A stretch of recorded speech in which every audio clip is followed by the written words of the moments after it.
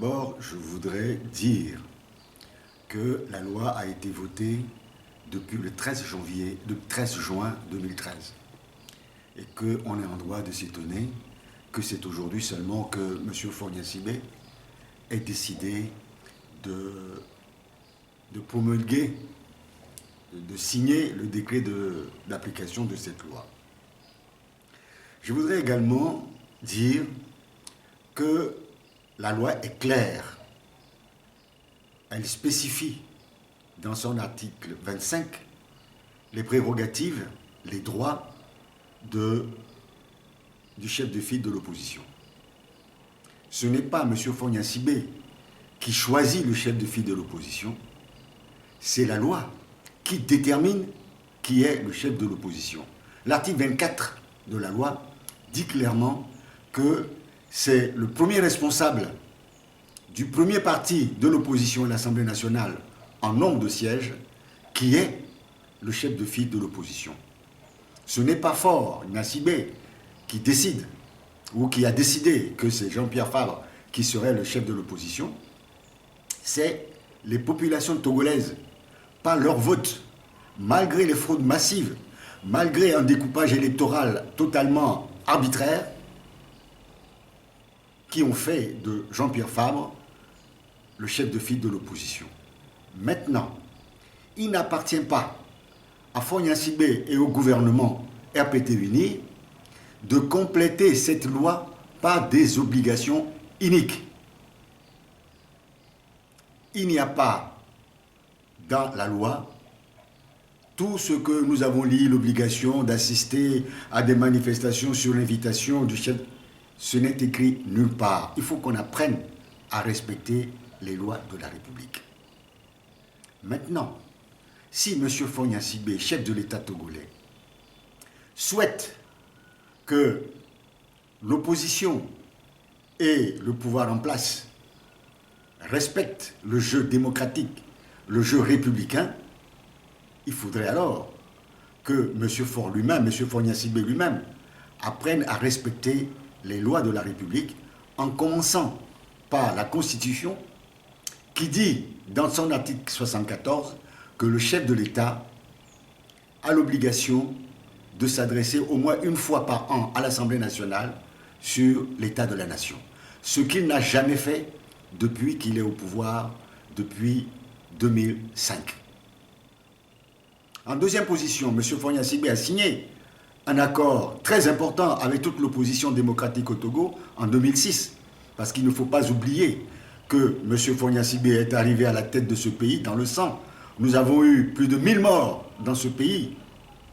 Et que suite à cela, pour éviter de tels drames, nous avons eu un dialogue inter-togolais qui a abouti à un accord entre tous les partis politiques du Togo, ce que nous appelons l'accord politique global, qui prévoyait des réformes institutionnelles, constitutionnelles et électorales pour éviter que de tels drames n'arrivent à nouveau.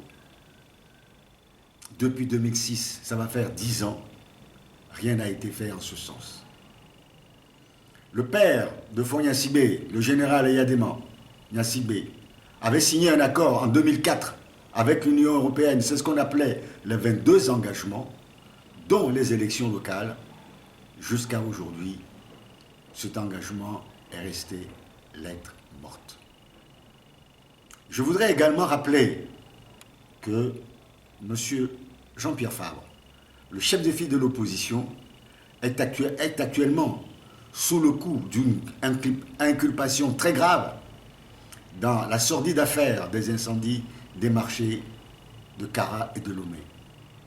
Cette inculpation l'oblige à demander l'autorisation du juge avant de quitter le pays.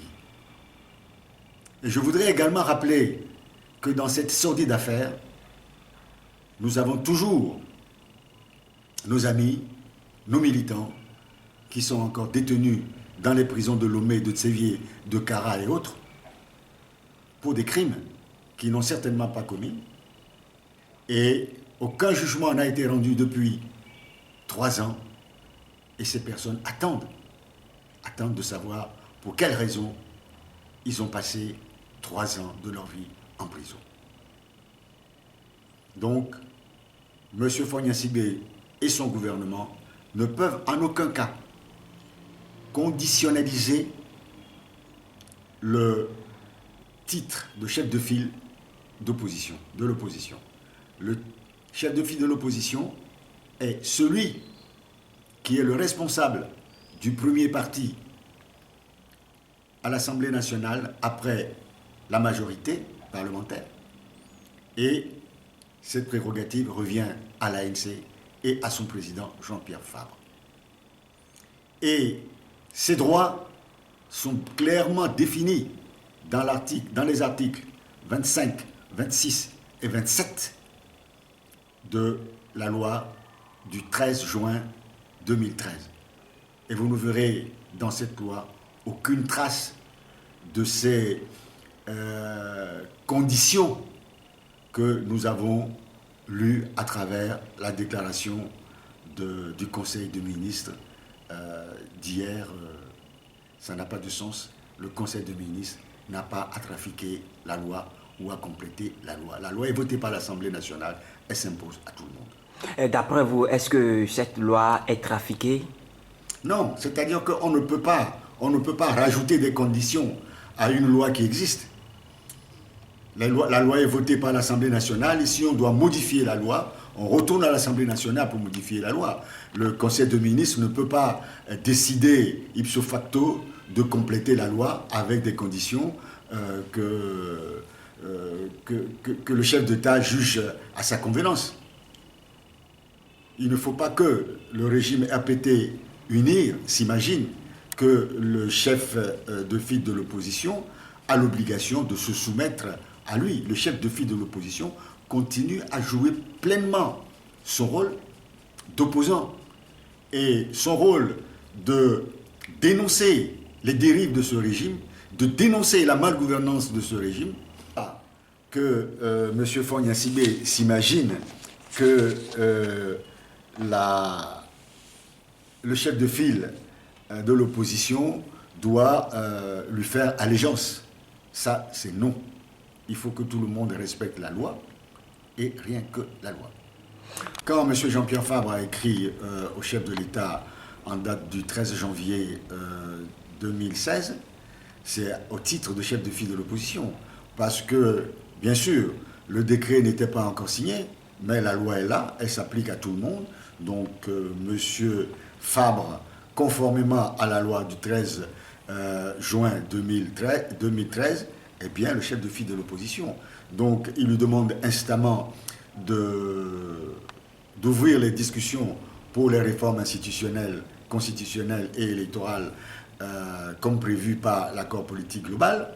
Donc, c'est ce que je disais tout à l'heure. Si M. Fogna Sibé veut que nous ayons ce que je peux appeler la courtoisie républicaine, il faudrait que lui aussi commence par respecter ses engagements.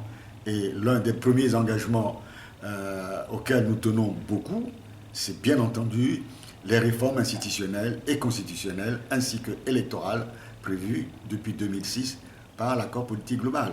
Sans oublier la décentralisation et les élections locales. J'espère bien que M. Fogna Sibé entendra raison et que dès cette année, nous œuvrerons ensemble pour les réformes institutionnelles, constitutionnelles et locales, et que, électorales je veux dire, et que les élections locales auront bien lieu cette année en 2016. Merci, M. Guifi. C'est moi qui vous remercie.